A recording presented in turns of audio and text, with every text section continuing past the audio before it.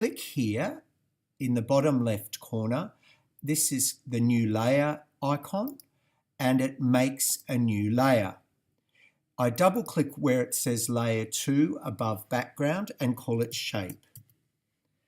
Then I must use the oval tool to draw a moon in frame 1.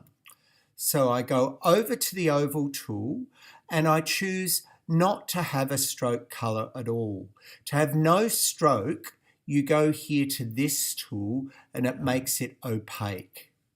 Then I'm going to choose a dark grey for my moon, and then I'm going to hold the Shift key down and drag out a perfect circle. Now, what I do now is the same thing, but I overlap it with a different colour. So I'm just going to change it to any old colour because this doesn't matter.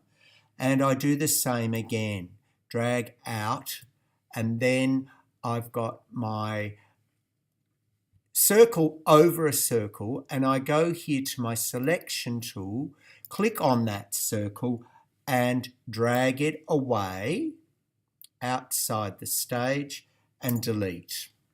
And there I have my crescent moon by manipulating the shape. Now I need to do step 3, to click in frame 20 of this layer and go to the insert menu, timeline and keyframe. So on the shape layer, I click in frame 20, insert, timeline and insert a keyframe. Then I click on frame 100 and go to insert, timeline, blank keyframe. Same layer, frame 100, insert, timeline, blank keyframe. So my crescent moon disappears. Then for step 5, I use the polystar tool to draw a star in frame 100. I go to the polystar tool, tool settings, options and star. So here I go. This is called the polystar. I then click on options. I then, instead of polygon, I choose star, and instead of 5 points, I'll choose 8 points and leave my star point size as 50 and press OK. Now I'm going to change my star color to a beautiful silvery white star. And now I'm in frame 100, and now I'm going to put the star in around the same spot as the crescent moon was. So I hold my Shift key down, or not. I don't have to hold my Shift key down. So I'll just do that again. And that is done. And now it says option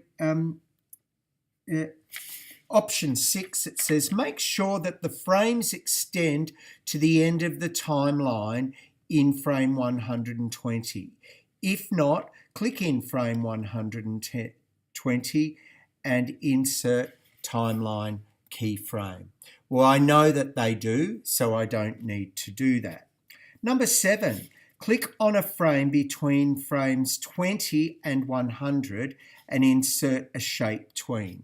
So between 20 and 100 is there, and then I go to the insert menu and choose create shape tween.